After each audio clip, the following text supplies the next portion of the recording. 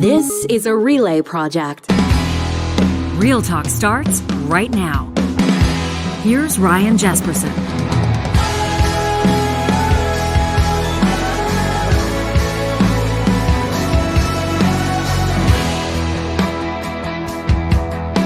All right. Wow. Hey, good Monday morning to you. It's November the 7th.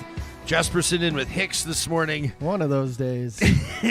We're 15 seconds removed from a significant coffee spill by the host of this show. My hands are still sopping wet. The good news is it was not onto our beautiful studio table, the table by Urban Timber. We have strict rules in studio around this table, including mandatory coaster policies and the like. Yes. Thank goodness I was topping up my coffee mug over the floor, not the table today. So I'm fine. I'm counting my blessings. I'm finding the silver linings. A good Monday morning to all of you. How was your weekend, pal? Good? It was okay. How was yours? I had a relaxing one. I didn't DJ any events. It's not true that you had a relaxing weekend. First time since I've been back.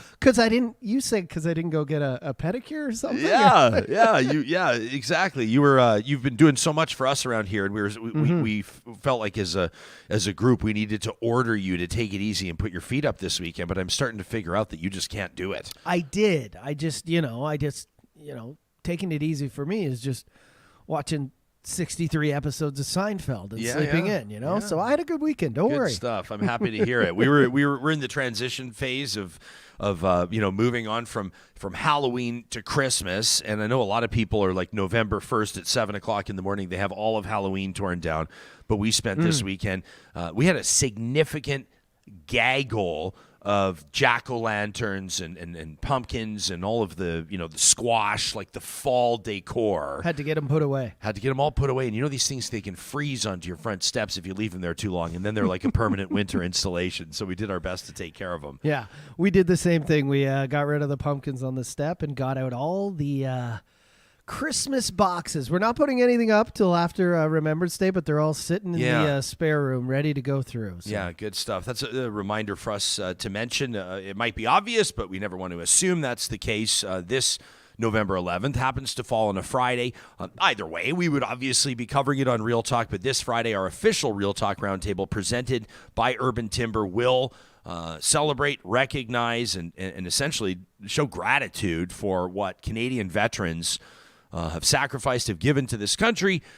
We're going to find a couple of pretty interesting angles on this. I don't know if you remember last November 11th, we talked to an author by the name of Don Levers, and we talked to Don about his new book, and there was a photo on the cover, an archive photo from the Second World War. We had an audience member, a Real Talker, reach out and say, we're pretty sure we know who is in that photo. Oh, really? And Don had been unsure at that. This. Like he was vaguely familiar, but he was unsure about the backstory behind the photo. Well, long story short, those two families have connected since. Oh, wow. And we're working on getting both of them on the show. Awesome. If not both, we're at least going to catch up with Don and get an update on that. We're seeing if the family wants to talk about it. But like just an amazing story as people continue to endeavor to learn and understand more about that, lest we forget. So that's coming up on Friday on the show. A little bit later on in today's program, I guess in about 25 minutes time or so, we'll check in with Emmy Award-winning talk host Charles Adler, and in just a moment, we're going to check in with Dr. Duane Bratt as well, a political scientist out of Mount Royal University in Calgary. This is an explosive story, obviously, to say the least. Calgary City Councillor Sean Chu, you probably, if you listen to this show, if you pay attention to news in Western Canada, you know that the city councillor is occupying office amid great controversy as details around a sexual assault that occurred while he was a Calgary police officer years ago involving a 16-year-old girl. Those details surfaced literally like hours after Chu won his seat or kept his seat on Calgary's city council. You remember we talked to Dr. Jody Gondek, Mayor Gondek, about that the morning after the election? And there was there remains a great degree of controversy. The mayor suggesting that he should not even swear in, that he should resign. It's been trending. Sean Chu must resign. Well, the survivor in this case, the woman who has been largely out of the spotlight, and you can understand why, has taken to Twitter over the past few days from the account HH Calgary 97. And Dr. Bratt has some unique insight on this story because, well, he's had a number of conversations with HH. Now, some of those are going to remain off the record in private, but Dr. Bratt's going to take us into this story. And while it may seem gauche to say what are the political ramifications of these disclosures and this promise of more from HH, it's relevant because this involves a sitting city councillor. And so this is a story that we're going to tackle today. We're also paying attention to news that's going on around us. We have pulled that Chrystia Freeland clip. You've probably, if you stayed engaged over the weekend, if you were watching the news, you probably heard her talking about her Disney Plus subscription. Let me just say, there are politicians that I like and admire with regards to how they politic and how they carry themselves and how they operate. Yeah. And typically, Deputy Prime Minister Freeland has been a guest on this show several times, and I've always appreciated her candor, and I've always appreciated the way she communicates. This one, I think I get what she was getting at, but I feel like it missed the mark. Should we tee it up now and then we can play it again with Adler? Because I'm curious to know how this is going to land with him. She's talking about costs rising for Canadian families. She's talking about budgeting. She's talking about inflation and the like. And, well, basically here was kind of a real-life example that she came up with. And I think Canadian families are looking really closely at all of their expenses. I personally, as a mother and wife, look carefully at my credit card bill once a month. And last Sunday, I said to the kids, you're older now, you don't want to watch Disney anymore. Let's cut that Disney Plus subscription. So we cut it. It's only $13.99 a month that we're saving, but every little bit helps. And I think every mother in Canada is doing that right now. Okay. So what do you think? Well, I don't think she's watched Disney Plus in a while because it's not just Disney anymore. I mean, I was watching Sons of Anarchy on Disney this weekend, a couple episodes. So, but do you think, like, with regards to people are saying it feels a little tone deaf for the finance minister who makes you know more than $250,000, he makes like $270,000 a year on salary and has a number of different homes and has all of the resources that a federal cabinet minister has? Is it a little bit dismissive or overly simplistic to simply suggest that people should unsubscribe or drop their subscription from Disney Plus? 100%. And $15 is going to buy Christmas presents this year? It's like it's nothing. I feel like, and I'm not trying to kind of what am I saying? Play it safe on this one. I'm not trying to, I'll plant my flag if I feel like there's a flag to be planted. I get where the critics are coming from. I get where she's coming from. If you're trying to find efficiencies and if you're trying to find a sort of a budget approach for your family, where do you start? You start with the obvious things. You start with the things that are easy and simple. I mean, we were talking about this last week. Some of us, I'm sure maybe a lot of us, are carrying these monthly charges for things that we haven't thought about in a while, and that's a good place to start. Some people will turn their thermostat down by a degree or 2 degrees in their home to try to save a little bit on natural gas, or some people will be more diligent in turning the lights off in rooms when they leave. Heck, some people, if it's if it's yellow, let it mellow. If it's brown, flush it down. Oh, those are cottage rules right there. Cottage rules right there. Those are also money-saving tips, if you want to save on your water bill, on your hydro bills, right? So I get where she's coming from. At the same time, I get people, so it's sort of like a let them eat cake type moment.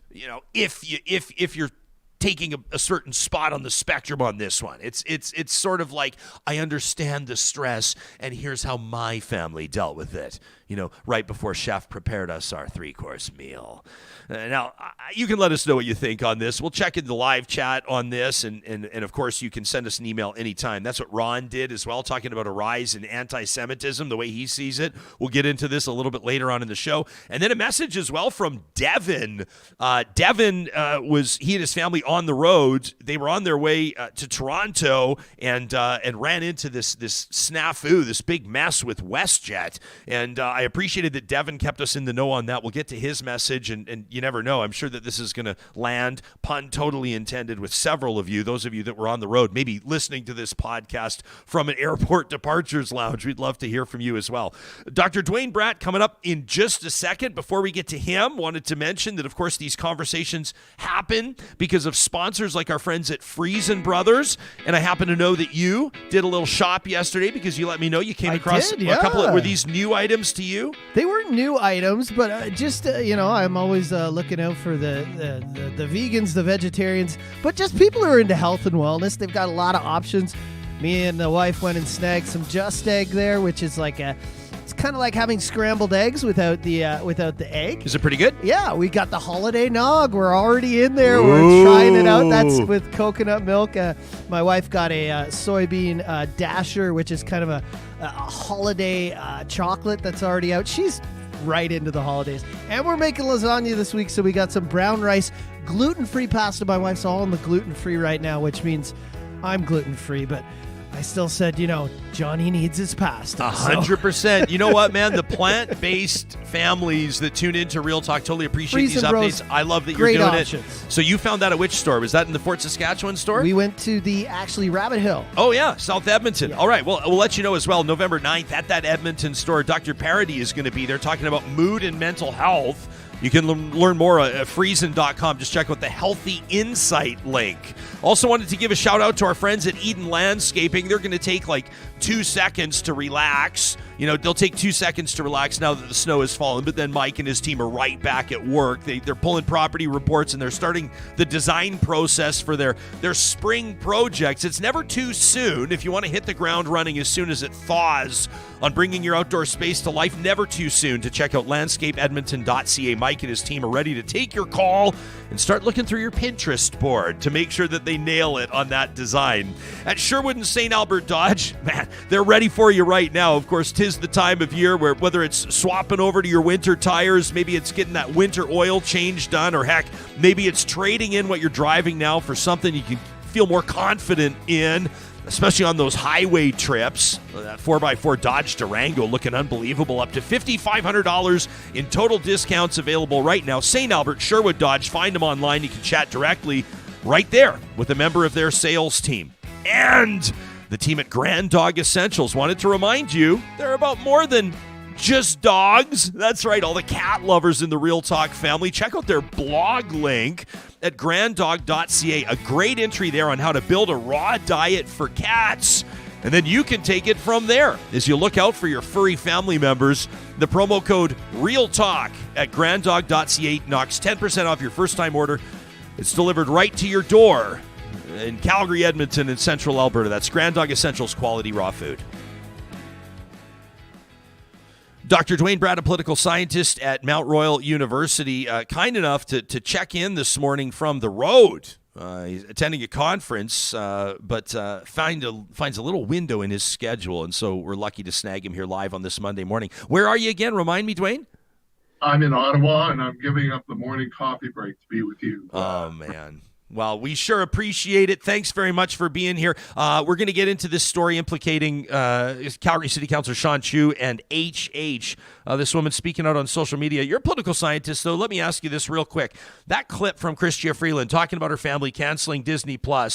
Some people critical of it, saying it's the Marie Antoinette type idea. Some people saying, nah, she's trying to find real-life solutions. How does it land with you? I agree with you. I think it was tone deaf. Why didn't she also talk about avocado toast and your daily latte? It just seemed to be out of touch for someone, because it wasn't a whole list of things to deal with the cost of living. It was, this is what we've done in our family. Our family that makes $250,000 a year, we can't afford Disney Plus anymore. All right, let me cut to this story. This is obviously, I don't even oftentimes know how to talk about this story because I'm still in disbelief, quite frankly, that Sean Chu is still a Calgary City Councillor. I was shocked that he swore into office after facts surfaced about his dismissal. I mean, what wrapped up his career, the disgraceful scenario with the Calgary Police Service. But HH from the account HH Calgary 97, the woman, now an adult, obviously was 16 at the time, has started to speak out this weekend, and this is a story, as I understand it, that lands pretty close to home for you. You've been speaking with this person. Yes, I have. She reached out to me a couple months after the story broke a year ago. And we've had periodic phone calls, even an in-person meeting, some emails, and she has, shown me that this is not a story from 25 years ago, 26 years ago. It's a current story.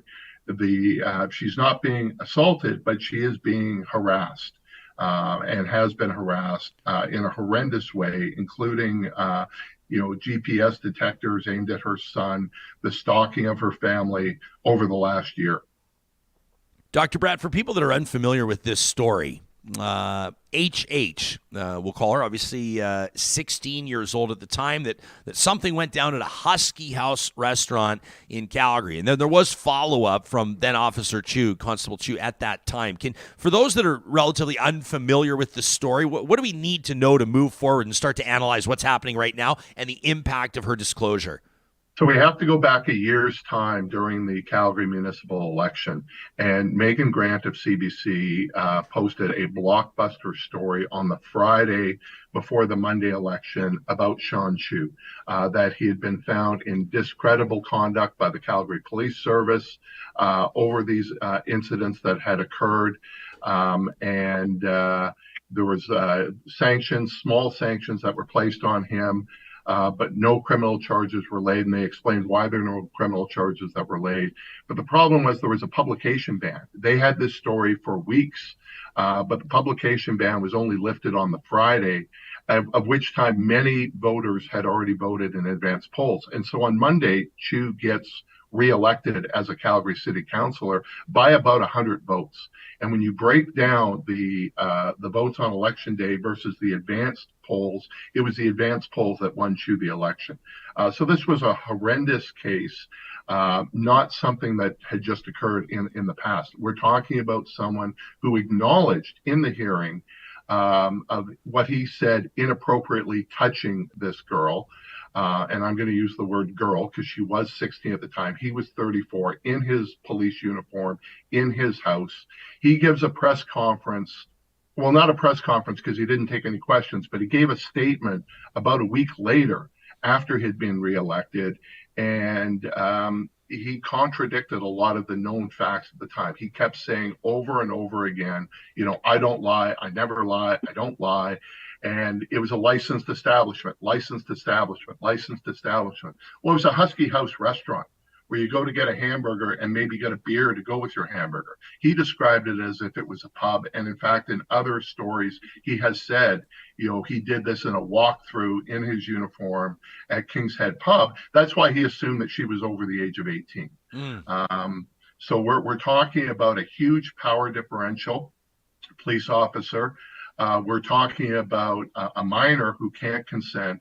And for a variety of reasons, criminal charges were not laid. There's been a subsequent investigation by the Calgary Police Service, and they said if they had to do it over again under current situation, like, for example, the creation of ASART in 2008, the results would have been very, very different. But that's where we were. So let me give, there's a thread of tweets and people can check them out. It's an open account. You can view it at HH Calgary 97. One of them, quote, I will continue with the dismantling of Sean Chu's lies in another thread. This thread will discuss Sean Chu's obsessive stalker-like behavior toward me in the weeks after he sexually assaulted me, particularly the flood of abhorrent voicemails Sean Chu left on my pager. What particularly did HH reveal over the weekend that really jumped out at you? It's all significant. And I don't want to, by the way, take for granted the personal side of this, how difficult this must be for her. And I know that this is difficult for a lot of people that are processing this as well, that have unfortunate personal experience in this context or in this regard.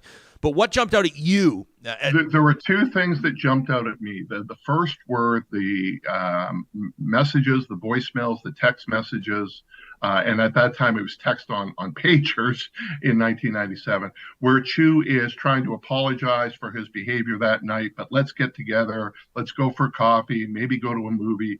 This is classic abuser behavior, right? Where the harassment continues in sort of an apologetic manner. So that was one thing that struck at me. But again, that's still dealing with 1997, right? Then it was the stuff around the GPS tracker in her kid's backpack. That is current. In other words, the harassment that she suffered was not a story in 1997, but it's a story that has been going on since the CBC Megan Grant piece and other outlets published it a year ago. The abuse, the harassment has been by Chu, but it's also been by a lot of enablers. These enablers are key political figures in Alberta, either politicians, former politicians, or political operatives. And so that is one of the reasons that she came to me, is because the abuse is continuing. She is being re-victimized. It was bad enough that they did this to her when she was 16. It's bad enough that the harassment continued after that night. It's a whole other story about the harassment in 2022 and 2021. And that's because this woman is known to travel in political circles. It's a kind of an open secret on who she is. I am not going to reveal her name. Others have tried to out her. It's a sad, ongoing story. I want to reiterate that you're not commenting, shooting from the hip on stuff that you've read on Twitter or heard. You have met with this person. You've spoken with this person. You've seen evidence that was released publicly before it was released, and you've seen evidence that was not yet released. That is not yet released. More is coming out. Okay, so what can you tell us about why you think that this commentary or these disclosures are happening now, and how is this connected with other political operative scandals in the city of Calgary specifically? So I think it's coming out for a number of reasons. One is the harassment is continuing, right? And so you get to a certain point where it's like, enough is enough. I need to go public. She has been going back and forth. You can imagine how traumatized she is, how scared she is for her own life, her children's life, her boyfriend's career. She's been forced to move. There's been vandalism to her car. So I think that's one reason. The other is that Sean Chu is back on council committees. They said, it's been a year, so let's bygones be bygones, and he's back on committees. And there's been a whole series of other scandals involving some of the same people that are all emerging around this time. Are you like hesitating on purpose to name names, or like, are there people you could, like, are we talking about like Craig Chandler? Are we talking about Jonathan Dennis? Are we talking about all the guys that keep getting dragged in to the spotlight in what seemed to be this one story with a whole bunch of tentacles? Well, we can talk about Jonathan Dennis because he was Sean Chu's lawyer. And HH was outing him by saying he was the guy who encouraged her to bring in a publication ban when Megan Grant was digging around this. We can raise this in the allegations from David Wallace, the political fixer who is turning on his clients over the sting around Naheed Nenshi that Sean Chu and Joe Maglioka fell for. I don't think they were part of the sting operation, but they fell for the sting operation by sending a public letter on city council letterhead to the Consul General of Russia, inviting him to Calgary to help facilitate this investment of Russian billions of dollars in Calgary, which was an absurd plot to begin with. And so the fact that all of these stories are occurring is not a coincidence. They're all interconnected with the same group of people. And so Dennis is probably the most high-profile one, but his behavior is not the worst of what we have seen. Okay, I need to know when you need to get back to your conference so I can plot out our next number of minutes. Do I have like 4 minutes left with you? Or? I will give you what you okay, because I want right? to. This is a very important story and very personal to me and more personal to HH. Well, hugely personal, and I appreciate that, Professor. And I don't want to jump off of this Sean Chu story to pursue the David Wallace story or ask you about a couple of other things that I think are also important or very significant. I mean, I feel like we, and not you, but I feel like we're almost just even breezing by the like GPS tracker placed in HH's child's backpack. Like that itself is justification for an explosive type scenario. That's just one detail. But you want to talk about intimidation? I don't know what I would do if I found a GPS. Intimidation, like sending photos to HH, being in a coffee shop a block from your house and just say, we're watching. Is that intimidation? Is that stalking? I mean, this is, I'm not a lawyer, so, and I'm trying not to be sued again either. And I don't want to put you in a tough spot like that. But this looks like it requires some criminal investigation because this is, at the very least, stalking. So where does this go from here? I mean, HH has promised more. Obviously, people are. This is not a type of scenario where you're talking about someone that used to be a city councillor or someone that's no longer a city councillor. And I said at the time, it's difficult to remove a sitting city councillor, right? Especially if you have no sense of shame. I think he should have resigned. I said that a year ago when this stuff came out. This is not, even if you accept the fact, oh, this is an old story, even if you accept that nothing has occurred differently since October of 2021, you would have thought that there would be a sense of shame that you acted this way as a police officer in your uniform. And just because you were, they put a reprimand in your file, and then that had to be destroyed 5 years later. None of that was put forward to the voters, right? So he wins an election in very murky circumstances. I would have thought a normal person would have stepped down as a result of that, but he hasn't. He's battled it through. I don't think you want a situation. Jody Gondek can't fire him. City Council can't fire him. He's an independently elected official. Apparently, the government of Alberta does have that authority. It looked at the case and punted it. So there is a political dimension to this. But this goes well beyond Sean Chu. And this is kind of the problem, is that the people that are surrounding him are also deeply tied to the United Conservative Party. Yeah, who is this particularly politically inconvenient for? Who's sweating bullets today? Aside from Sean Chu.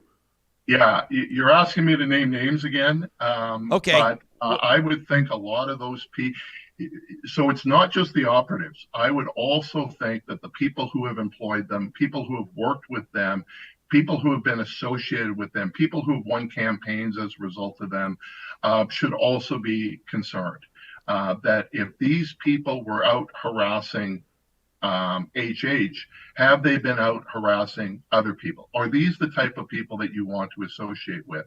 And so this is ripping the lid off some of the most unsavory backroom politics that this province has seen.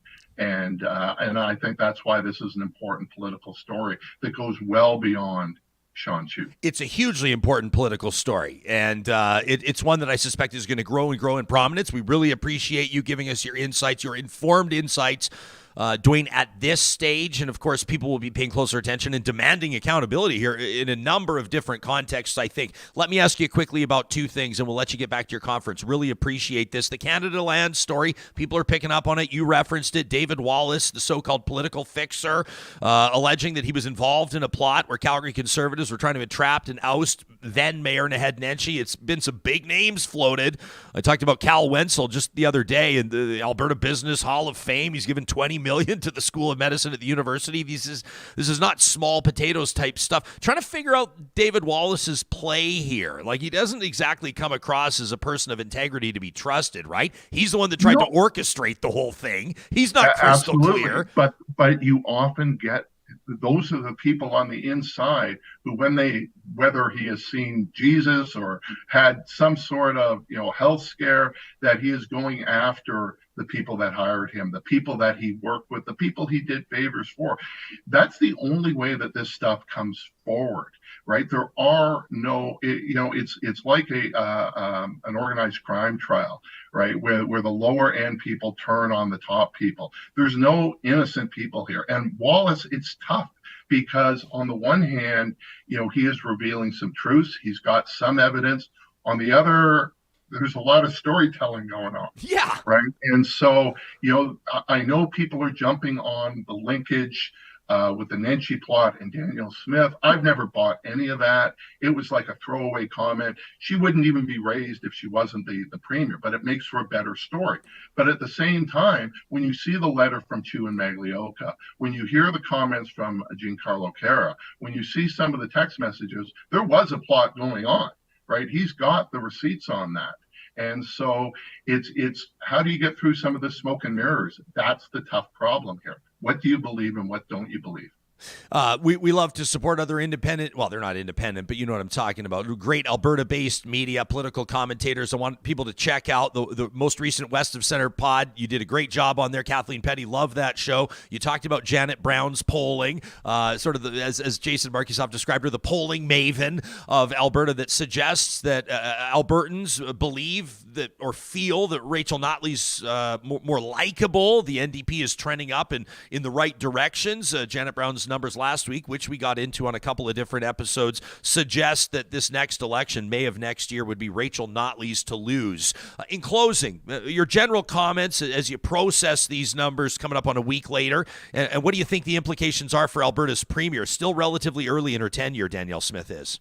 Yeah, but she's had no honeymoon. Yeah. Typically, the old playbook out of the Conservatives, and it has worked, is they get rid of an unpopular leader, new leader comes in, there's a jump in popularity, and they go on and win the next election. So the fact that there's been no bump for Danielle Smith, I think is deeply problematic, because typically you're at your highest popularity the moment that you win, and then everything else is a slide downward. So if she's already low, what does a slide downward look like? She still has the tools of government. There's a lot of things that she can do.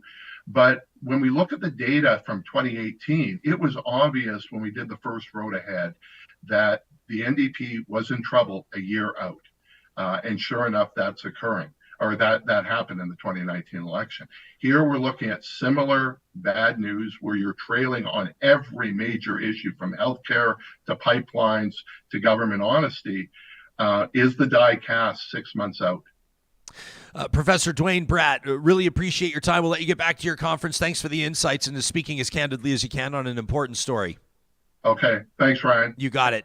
Duane Bratt's been obviously instructing and quite frankly steering the ship with the faculty over there in politics and public policy at Mount Royal University of Calgary for a long time. Give him a follow on Twitter at Duane Bratt. We know there's a lot that he can't see. You remember the last time Duane was on the show, he was talking about getting sued, right? And that's by, like, when I don't mean to put him in a tough spot. We want to keep the interview real, but also acknowledge there's things he can't talk about. And the whole Craig Chandler thing, and I invoke that guy's name. It's obviously been quite prominent in public knowledge that there's action happening there, legal action happening there right now. So there are some things that Dr. Bratt can't talk about, but I thought that he navigated that as best he could. This is a story that we'll continue to follow, and obviously you can send us information in trust anytime to talk at ryanjesperson.com. Want to get to a couple of emails from Ron and Devin that we received over the weekend. Charles Adler is going to join us in just a moment as well. That conversation, that interview was presented by our friends at Park Power. They have been powering the Real Talk RJ hashtag since this show launched. This is the time of year where whether your home is heated with, maybe some people are using more space heaters, you have an electrical setup, some of you are probably going to be using natural gas. We're going to use more utilities. The colder it gets, it's a great time to compare rates at parkpower.ca. Bundle electricity, natural gas, and internet together to save on admin costs and save a further $70 on your first bill by using the promo code 2022-RealTalk when you sign up at parkpower.ca. Apex Automation is looking for the most talented engineers in the country. They're growing their team. As a matter of fact, they've tripled their team in the past couple of years. Why? Well, because there's more demand for automation firms like theirs that are giving people back their time. What does that mean tangibly? Better corporate culture. They want their engineers home with their families at night, so they're opening field offices to be closer to their clients. They want people to make sure that the quality of life is always there. Check out the careers link today at apexautomation.ca. Learn more about what they're doing in engineering, fabrication, and automation based out of several offices in Western Canada and the Southern United States. What an exciting growth story for them.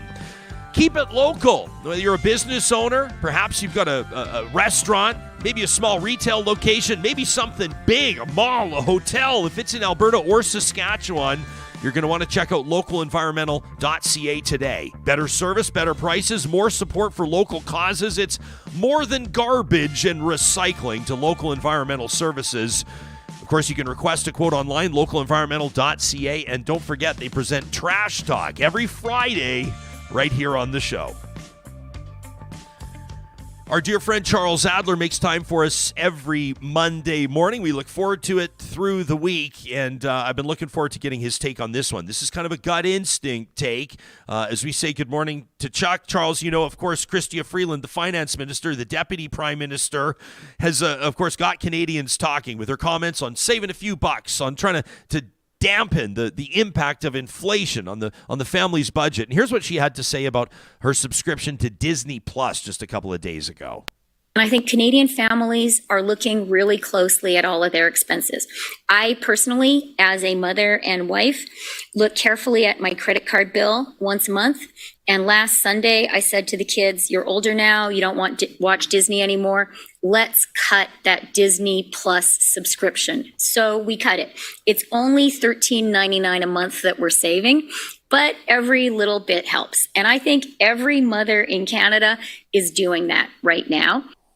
So, Chuck, is this Marie Antoinette, let them eat cake? Or is this no, it's a common sense place to start. Oh, it's not Marie Antoinette. It's political tin ear Antoinette. I know that no matter what I say, I'm going to be accused of mansplaining because I'm a man and Chrystia Freeland is a woman. But let's put the juvenile stuff aside for a moment. Chrystia Freeland has money. She had lots of money coming into the job. She's married into lots of money. She's got money. She's got privilege. She has no business pretending that she is in the shoes of the average person. And so when politicians are told by certain communications experts who are not expert at all, but when they're told you've got to pretend, or you've got to at least identify with, because you need empathy, you've got to identify with the average person. So you've got to say things like, you know what, I think we'll cut the Disney Plus. Just don't do that. People understand that you're for money. There's no reason to do it. I hate to use the example of the Royals because I know that too is a great Canadian polarizer. But can you imagine the late Queen saying, I understand that the British people have a problem with inflation. Right. If Philip and I have decided to cut come on, what we've got. We're going to have fewer horses at Balmoral. We've fewer corgis. Yeah. I mean, come on. Please, we've moved the corgis off Chilean sea bass to salmon. I mean, when Chrystia Freeland and others try to do that kind of thing, they turn themselves into Monty Python sketches or punchlines for Ryan Jesperson. You're paid as finance minister. You're paid to take care of the budget. You're paid to take care of the billions of dollars of debt and trying to figure out how the hell we can climb out of the swamp. You're not paid to pretend that you've got a problem with Disney Plus. I agree with you. And also, and I'm not, like I said to Johnny earlier and to the audience, I'm not trying to play it safe on this one. Like, I'll plant my flag. I'll have a strong opinion if I have a strong opinion. But to be honest with you on this one, I do get what she's trying, and people are going dog dad, by the way, nice mug. And people are going to be saying, like, oh, really? You guys are going to spend 5 minutes talking about some stupid throwaway Disney Plus comment? But it's a bigger picture conversation about political comms, political communication. Probably the most prominent one of the past few years was her boss, the prime minister, asked by a reporter a pretty innocuous question. What's something that your family has done to be more environmentally friendly? And he wanted to talk about the cardboard water boxes instead of water bottles. But he got all tied and twisted up and came across as someone that couldn't relate to the general public or the average person. I think with Chrystia Freeland, if somebody said, what's something your family's doing, or what's one way, or what's your message to Canadians, or how are you impacted by inflation? And she said, I don't know, to be honest, I haven't noticed a difference. That would be even worse. Here's the brutally honest answer. The brutally honest answer is, I only wish that every Canadian had the same privilege, the same balance sheet that my husband and I have. If they did, inflation would be a nuisance. For many of us, it's a nuisance. For many of us, it's a political nuisance. But for many other people, it's the choice between medicine and food. And we understand how fortunate we are. We hope that someday many more people are as fortunate as we are. But we honestly cannot pretend that we suffer with inflation the way regular people do. Yeah. David on our live chat, and I get where David's coming from as well, says, oh, heaven forbid Chrystia Freeland makes an example of saving money. We get it. She has money and privilege. This seems to be a bit of a cheap shot, says David. If she doesn't show empathy, she'd be painted as elitist. When we have such big political problems, this seems super picky and a cheap shot. David's sending us a big eye roll on this. Hey, David, call him how you see him, man. We appreciate that. That's real talk, and that's fine. I just think it's interesting to see this. You can't deny this was like a story this weekend. I mean, I didn't find this in some corner of obscure newsroom cuttings that didn't, that fell on the edit room floor. People were talking about this across the country. They were. And by the way, with all due respect to our wonderful listener, and I'm sure that many are saying exactly what he's saying. If Real Talk, not just Real Talk, the brand of this program, Real Talk, if Real Talk was absent cheap shots, there would be no talk at all. Cheap shots are a part of life and a part of conversation. Look, in 1992, people who are political junkies remember James Carville, it's the economy stupid. That was a line that worked very well because in 1992, the economy in the United States and Canada and around the world was in trouble as it is right now. And so George W. Bush's dad, George Bush, running against Bill Clinton and Ross Perot. George Bush got into a lot of trouble because they too tried to make him look like he was feeling the pain of the ordinary American. And so they went and took him on a trip to the supermarket. And at the checkout counter, he couldn't help but get fascinated by the scanner. And he started asking people about this scanner. Of course, the scanner had been around for a long, long time. But George Bush was a wealthy guy, and he hadn't spent time in his real life in supermarkets, maybe hadn't been in a supermarket 30 or 40 years. So he looked foolish because of the scanner. And it was in the news. And yes, David, it was cheap talk, blah, blah, blah, cheap shot talk. For several days in the United States and for people who follow the United States around the world. Kimberly says, I hard disagree with Charles, and Justin says it's a great take by Charles. And so this is good. We're all gathering here. We're all congregating and hammering this out, Chuck. Chrystia Freeland obviously was there. The reason she's in front of the cameras talking about the fall economic update. I wanted to pick your brain on something specific. I don't know if you care about this or not. For a lot of people, this is very relevant. The federal government says that it's going to invest what's going to be hundreds of millions off the top and ultimately several $billions to make all student loans in Canada interest-free, and that includes loan payments that are currently happening. In other words, it'll be retroactive to loans that have existed before this policy. I think most people would agree that financial barriers exist for many would-be post-secondary students. How do you feel? You think that this is good policy, a good investment, making student loans interest-free? pardon me for slipping on the socialist banana peel. I do happen to admire some socialist, so-called socialist countries that really understand capitalism much better than many of us do, and do capitalism and public service very well. That would be the countries that are considered the happiest in the world, the ones who are even happier than we Canadians. That would be the Norwegians, the Swedes, the Danes. They have universities where you don't have to worry about student loans. Universities are covered for the students, no different than high school is covered and elementary school is covered. And that's the system I think that we need to evolve toward. I mean, in the meantime, I'm okay with cutting the interest on student loans, but I think long term, as part of the social safety net, universities should not be taking students in based on the level of income. That's something that I think we ought to have universal access to. And that's called education at all levels. Yeah, we talked to Elamin Abdelmahmoud about this quite some time ago when his book came out, talking about whether or not post-secondary should just be free in Canada. I know someone's going to light their hair on fire and write in and say, nothing's free. It's like we don't have free healthcare. We pay for it. Taxpayers cover it, you know, but I mean, let me stipulate. Nothing is free. Got it. Nothing's free. No argument. 10-4. Moving on. Moving right along. But I think that there could be a bigger conversation, and Elamin was talking about how he couldn't wrap. People can Google this or search our archives for it.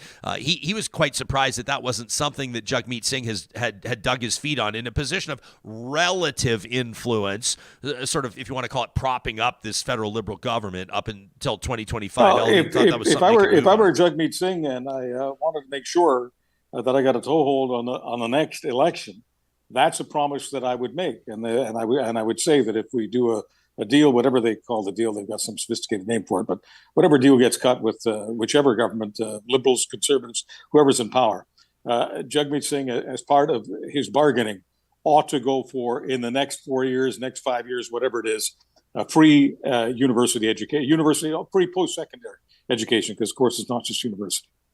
You tweeted on November 5th, just a couple of days ago over the weekend, and I love paying attention to your Twitter. I feel like it like fires up over the weekend right before we get to talk to you, which is always just a recipe for success. Charles Adler, our guest, obviously RTDNA Lifetime Achievement Award winner.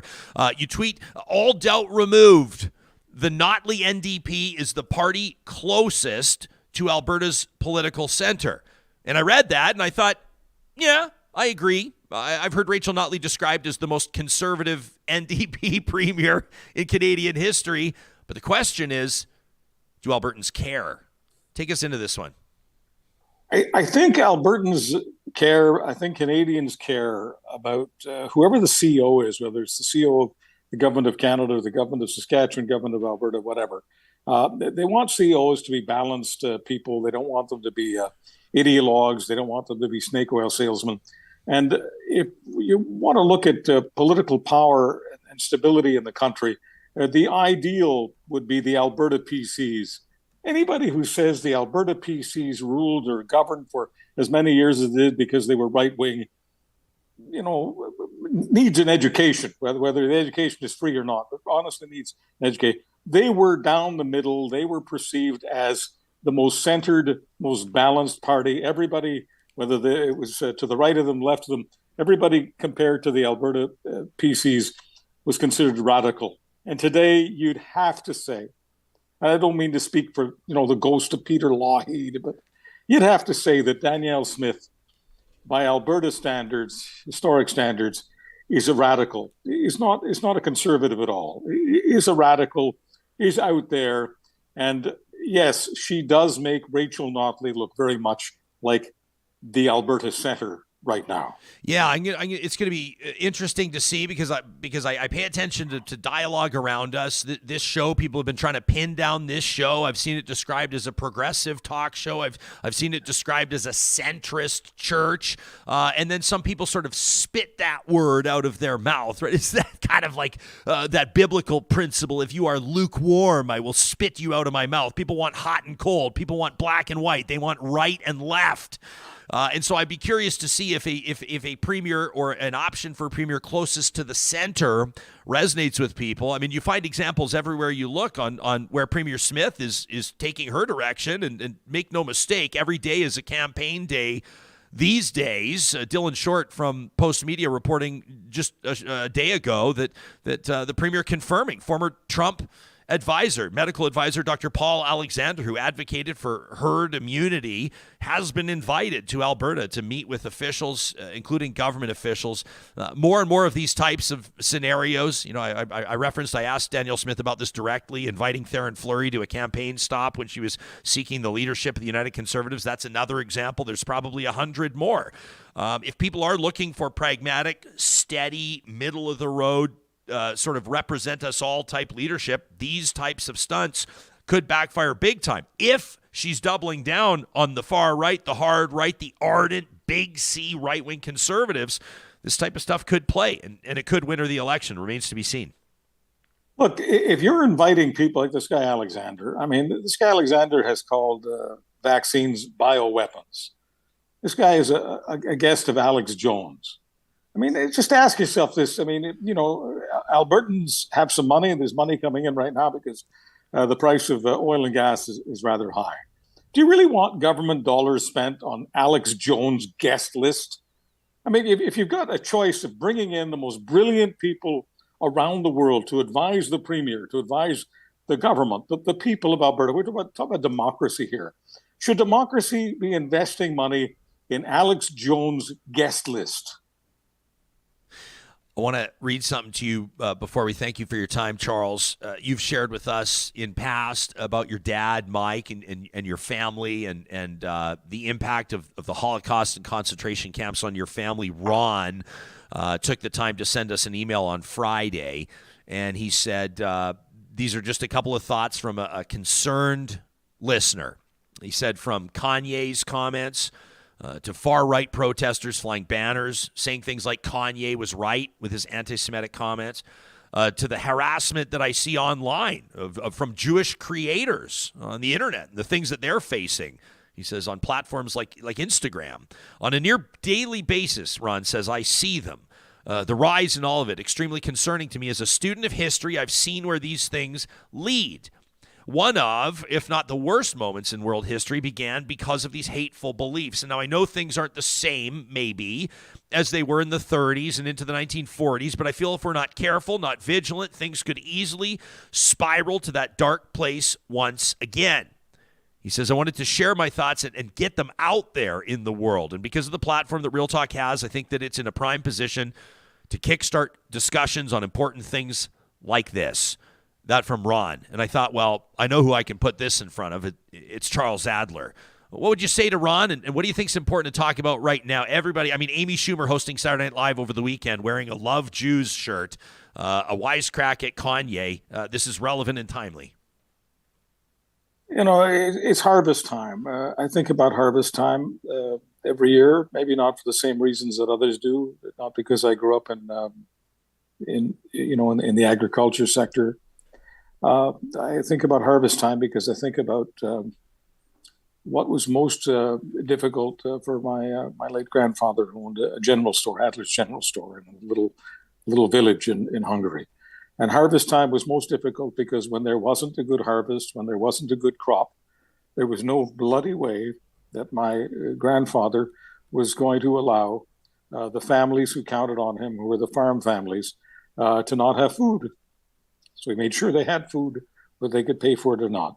And he made sure the kids had shoes, whether they could pay for them or not. Yes, they got credit. Sometimes the credit got paid back. Sometimes they didn't, because sometimes you had bad crops for more than 1 and 2 years in a row. So harvest time was a difficult time for him because the money had to come from somewhere. As you said earlier, nothing is for free.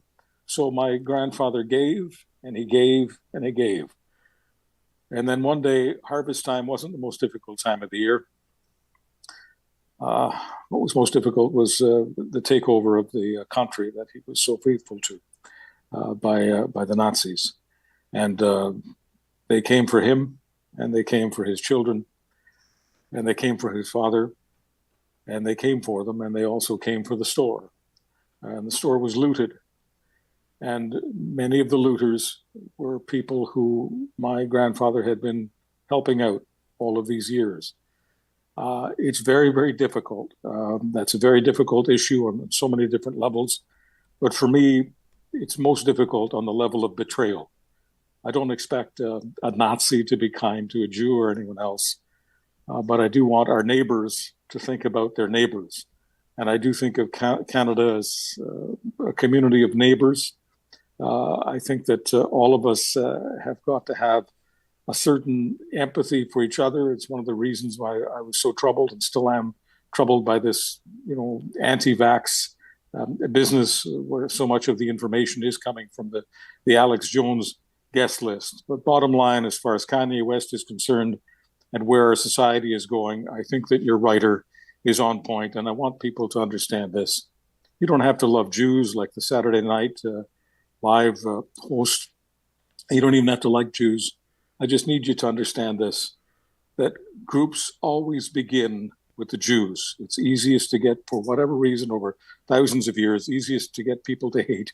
It's easiest to get them to hate the Jews. But the Jews are the canaries in the coal mine. Those people who hate Jews hate other people too.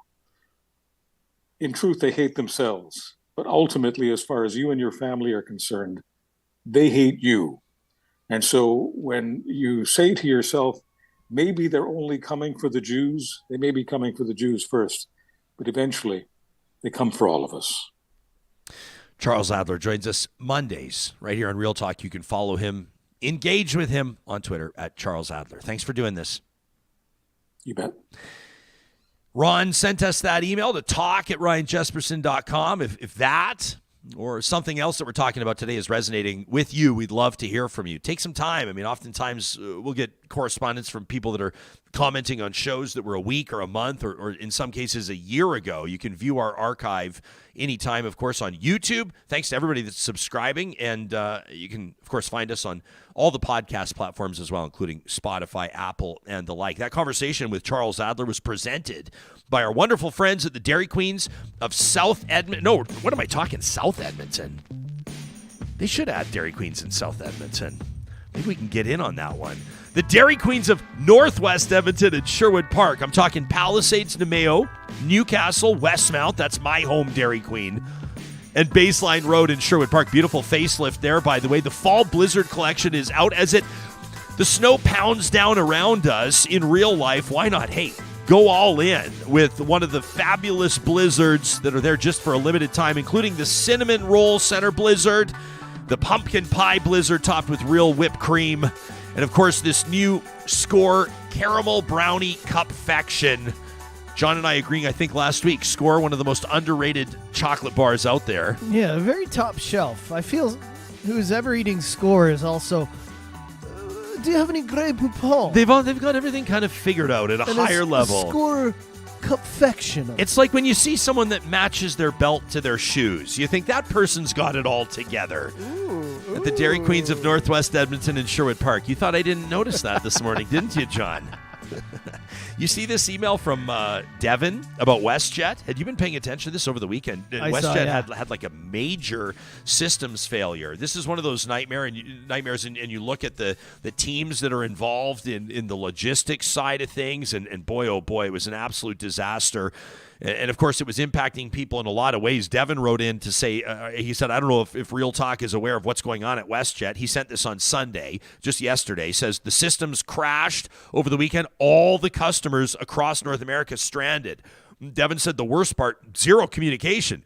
And the frontline staff had really no idea what to tell anybody. How much of a nightmare is that, right? Your frontline staff and you don't have word from the top or you don't have word from the managers on what you're supposed to be doing. Oh, my gosh. And, of course, you're the front-facing ones like at the departure gate or at check-in. You get all the heat. Oh, man. So Devin said, I mean, at least they're making $300,000 a year, right? At least it's all worth it. Yeah. Hey, 6 weeks vacation, $300,000 a year. They have a driver bringing them to work. I'm sure they probably have those massaging chairs behind the desk, right? They get the massage while they check everybody in. Of course, I'm being facetious. Devin says frontline staff had no idea what to tell anybody. We had a flight to Toronto canceled. Lucky enough, we were able to return home. Now we're getting an Air Canada flight. We're trying to make our way down to Florida. I asked Devin for an update. We'll see if they made their way down. He says, again, we're the lucky ones. Said, I really feel bad for the parents pushing strollers. The seniors who aren't sure about how to pivot. Said it's bad enough everything's gone to shit, but zero communication from WestJet is appalling. Check out Twitter. He says you'll get a real picture of what's happening everywhere, including everybody's total frustration. He said, I'm not seeing really anything on the news. Wanted to let somebody know that from Devin. We sure, number one, just wanted to say we really appreciate when you're in touch with us. When you say, hey, something's happening in the world around us. We're not sure if anybody knows about this. You can submit tips to us anytime. But I was paying attention on Twitter, just did a quick search. Yeah. And people are saying this is just an example. This is from Andy Tyra, says this is an example of like bad technical operations culture. WestJet having a multi-hour incident impacting the entire United States, preventing boarding, check-in, basically all passenger activity, zero public comms issued here or otherwise, no communication, no timeline to resolution.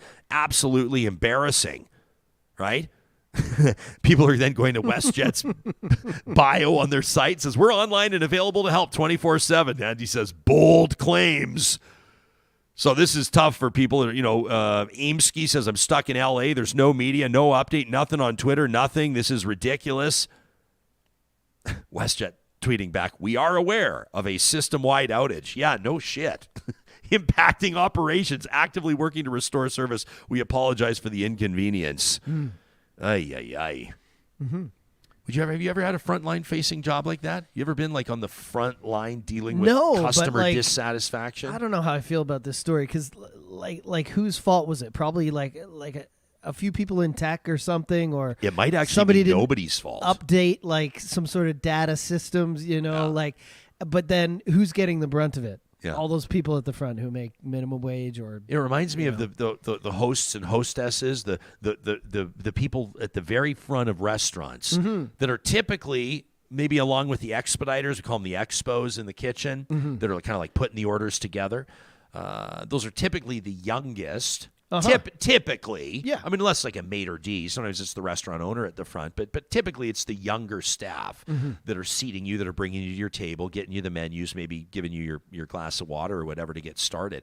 And through COVID, they're in taking the brunt of particular, it. when the mask mandates were in and when restaurants could cautiously reopen, but they had to show vaccine passports and things like that. It was these 15, 16, 17-year-olds that oftentimes were being berated at the front. It was brutal.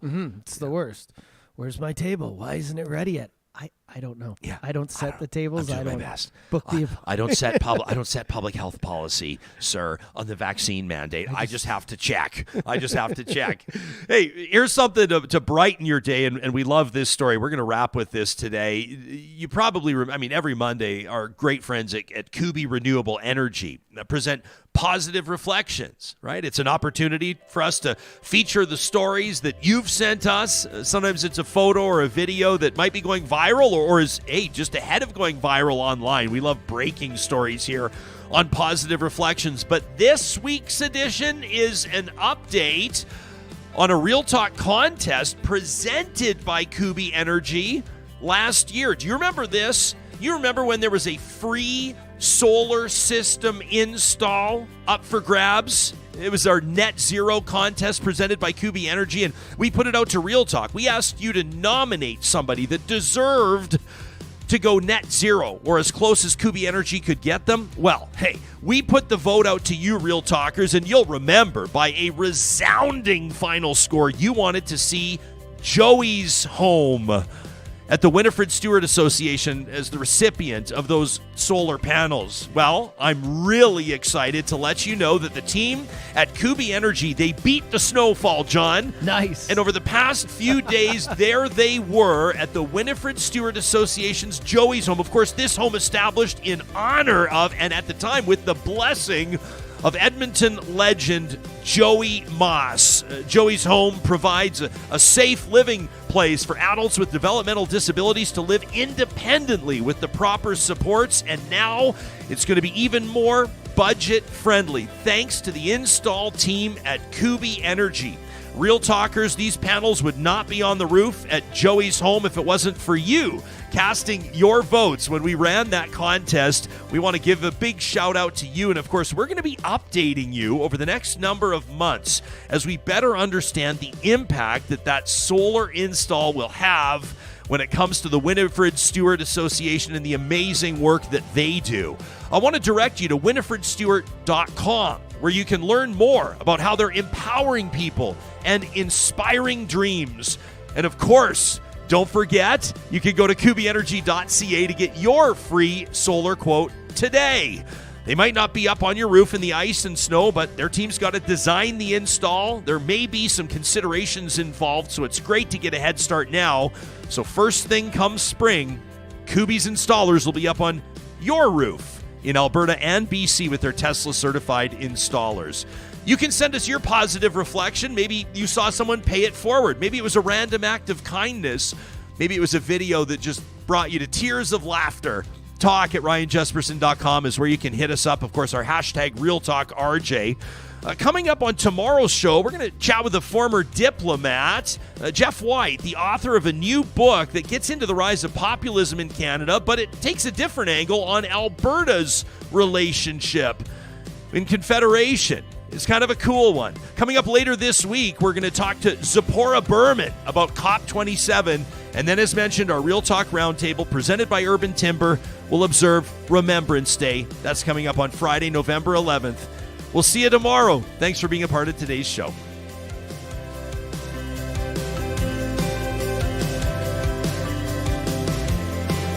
Real Talk is hosted by Ryan Jesperson, executive producer Josh Dunford, technical producer John Hicks, general manager Katie Cook-Chivers, account coordinator Lawrence Derlego, human resources Lena Shepard, website design Mike Johnston, voiceover by me, Carrie Skelton.